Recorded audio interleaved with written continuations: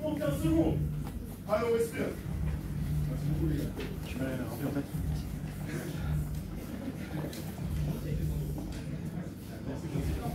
5, 4, 3, non, c'est 10, c'est bon.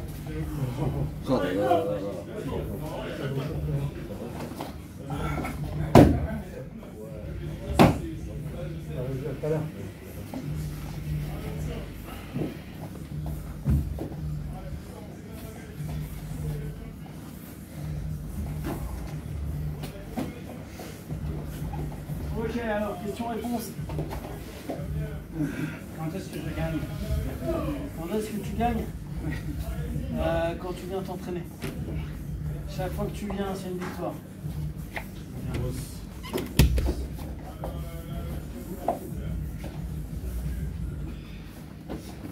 D'autres questions?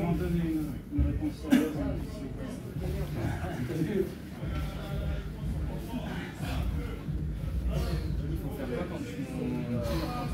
En général, ce que je fais, c'est que tu tournes la jambe au sol, normalement, il est concentré, genre, tu mets comme ça, et tu pètes de manière à ce que ce soit toujours avec la jambe comme ça. Alors, dans cette situation, on fait quoi concrètement?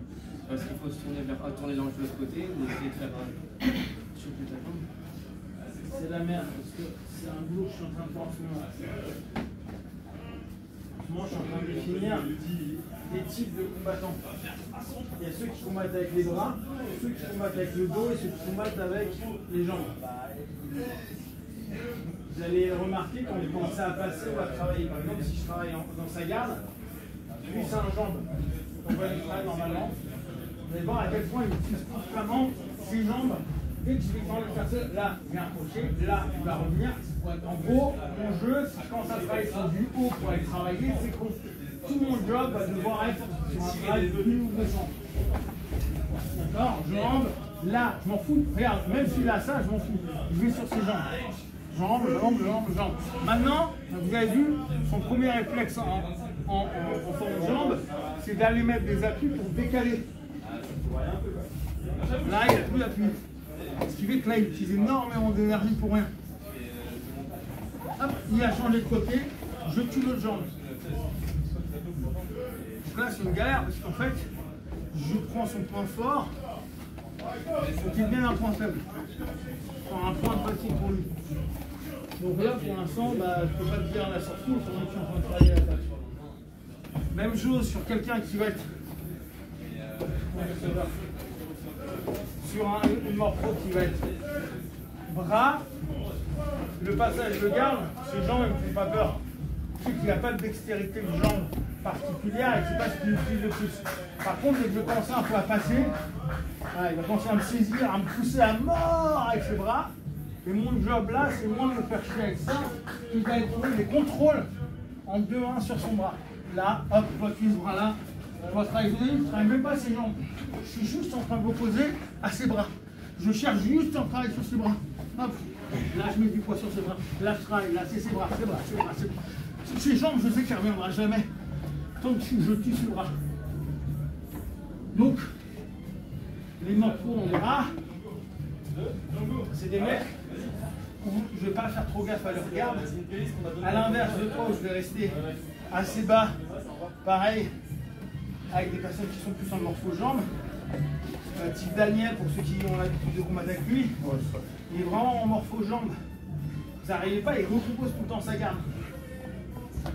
Un morpho-bras, tu vas avoir Christopher, Alex, c'est des mecs qui vont vous coincer dans leurs jambes, après ils se disent bon an mal an, je vais le pousser, le mec ne va pas arriver sur moi.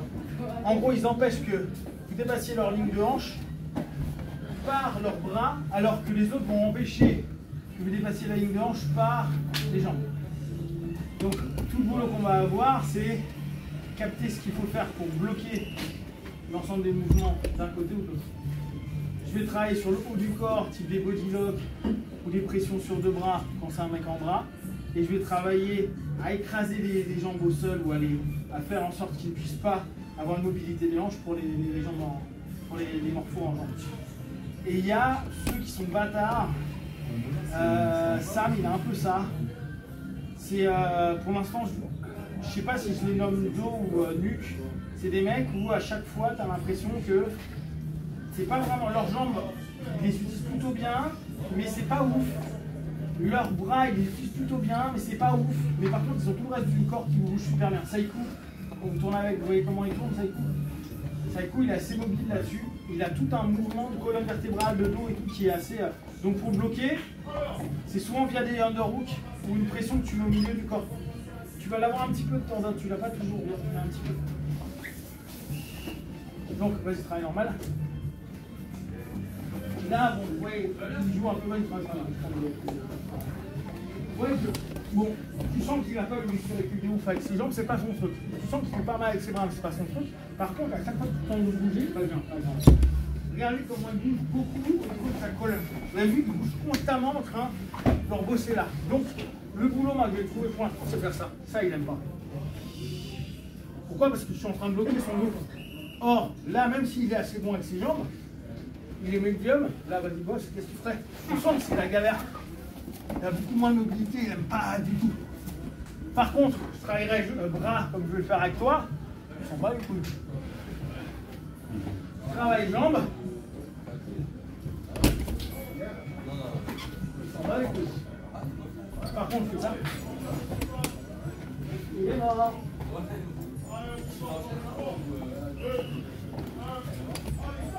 Pour l'instant, je vois ces trois formes aussi bien au-dessus qu'en dessous. Et ça se retrouve dans le MMA. Tu vois, les bras, les mecs, les mecs de jambes. En fait, dans le MMA, on retrouve les principes de lutte, tête, bras, hanche, dans les formes de défense. Hein? Ouais. Toi c'est la mâchoire. Ils sont pas encore au courant de l'épopée de l'homme. Donc là, il y a vraiment un taf qui, pour moi, je suis en train de bosser depuis quelques semaines, mais plus je bosse, plus je cherche que ça. Mais pour l'instant, tu me dis que c'est galère pour toi, mais pour moi, je me trouve pas assez offensif. Je te bloque les jambes et ça me demande pas des masses d'énergie. Par contre, je me trouve trop... ça fait que je t'emmerde, mais je continue pas sur une progression. Pour l'instant. Sur les bras, j'ai plus de progression. Sur les jambes, c'est galère parce que tu sais que le mec, il va constamment vouloir recomposer. Et soit tu mets une pression de ouf, mais dans ce cas-là, tu ne crées pas non plus une masse de jeu. Et c'est pas intéressant pour nous sur bien endoré. Le but étant toujours de produire des choses, donc ça n'a pas forcément de sens. En fait, tu bloques la jambe et après tu switches. Et du coup, ce que j'essaie de faire, mais vu que tu fais pression avec ton corps, j'arrive pas. C'est en gros quand tu ouais, mais là par contre, j'ai trouvé des parades aux gars qui faisaient ça. Maintenant, je suis comme ça. Quand les mecs veulent passer leurs jambes pour changer, je pars là, et là je commence à partir sur des clés à partir de 10. Ouais, et des pressions là, tu vois. Là, pour moi, pour l'instant, c'est pas ça, j'ai pas une bonne défense pour l'instant. Là, pour moi. Ok, d'autres questions? Ok, on va saluer.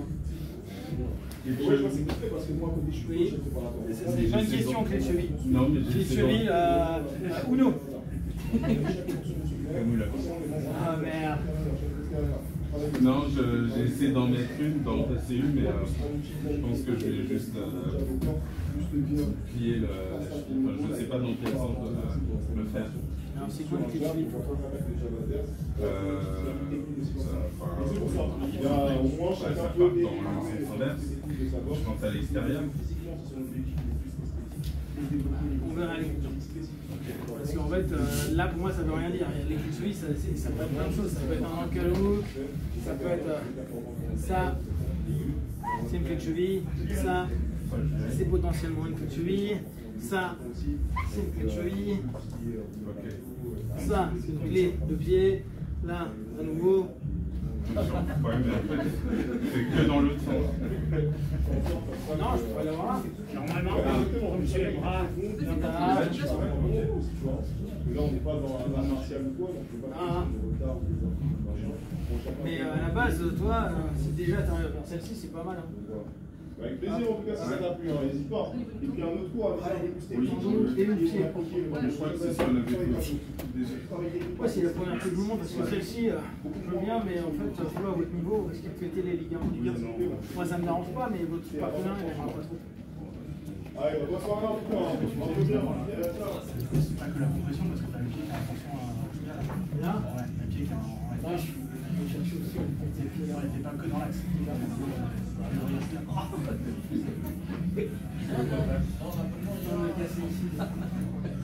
Ah oui.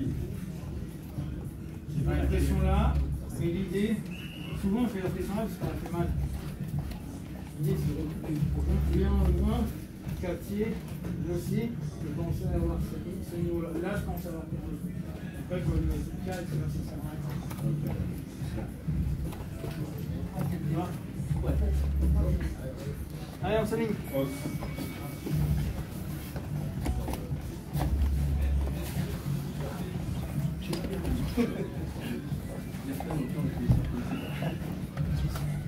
Ça va, t'aimer? Ouais, génial, franchement, c'est top.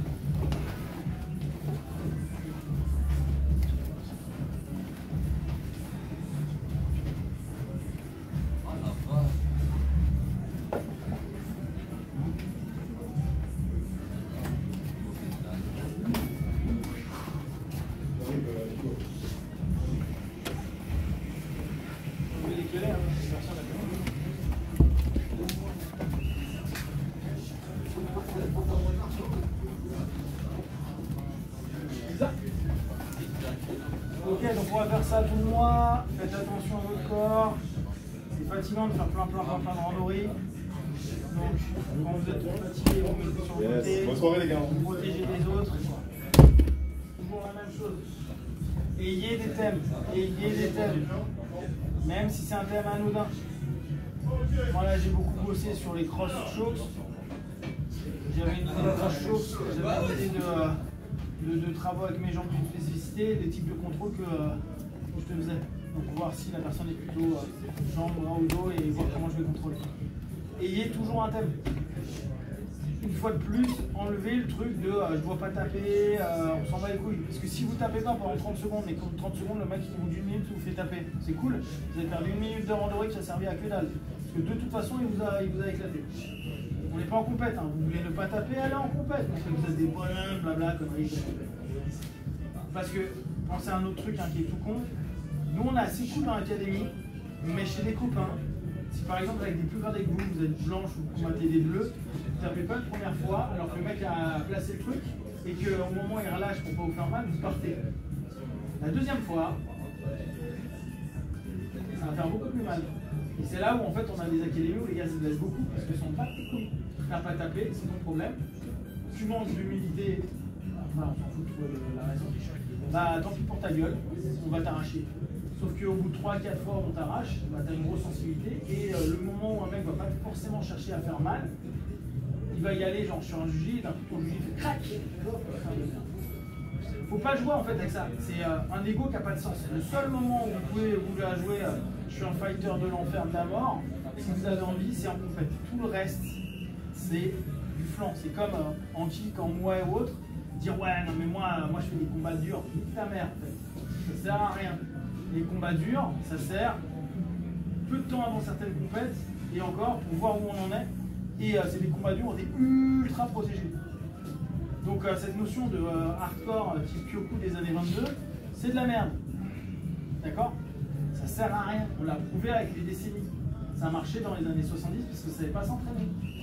Maintenant, on a compris que ça servait à que dalle. Donc c'est pareil, hein. Le nombre de gars qui arrivent en compète et qui disent j'ai mal partout. Connard, comment ça se fait que t'es mal partout? Ouais, mais c'est ma prépa. Ta prépa de quoi? Tu t'entraînes pour aller être à 100% le jour de la compète. Comment ça se fait que tu sois niqué avant la compète? Ouais, je me suis niqué à l'entraînement. Ouais, intelligence. D'accord? C'est vraiment un état d'esprit. Il faut se préparer. Ici, c'est j'appe, ok, je m'en fous, allez, on reprend. Ne perdez pas de temps. Vous renouvelez et souvent quand on commence à ouvrir, on dit putain, il y a peut-être une opportunité. Parfois il n'y en a pas. Voilà, mais quand il y a un truc, parfois on lâche, on dit ah bah il me prend le dos et d'un coup je vois qu'il prend mal le dos, pas, mais je me décale. Bah, c'est différent de dire ah il va me prendre le dos. Et là tu prends rien, tu es comme ça, faut pas qu'il me prenne le dos. Ok? Allez, tous. Là, tu t'as fait mal? T'as fait du mal à du monde? C'est bien, c'est bien. Je suis fier de toi. Ous.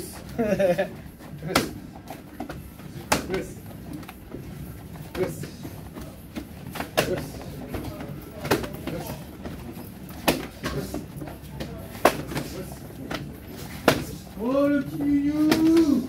Il y a un petit Nounou qui est là! Oh Nounou! T'as vraiment mal là? C'est ça comment? Tu nous as fait une randonnée ou quoi? Ah non, sur le ah ouais, moi ils sont relous. Et malgré tout, il y a pas là. C'était un plaisir de me taper là. Toujours un plaisir. Ouais, si t'as plus l'habitude d'être beau gosse après un training, viens devant et on voit bien ta tête de...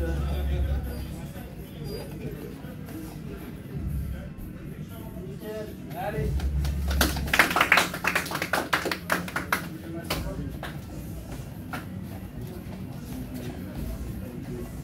Un cours de JD avec aucune vision. En fait, il était parti, il est revenu jeudi dernier. Moi, c'est gros et ma peau.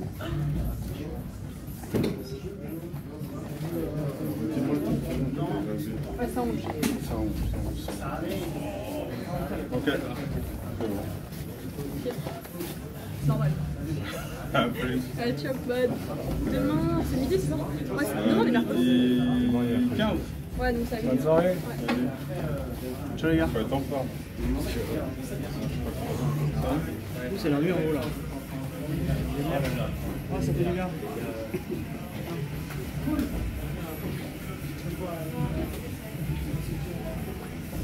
Dépêche-toi.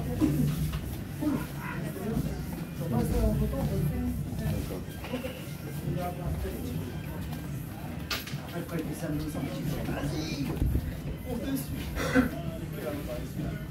Non mais c'est ça qui était tellement crevé.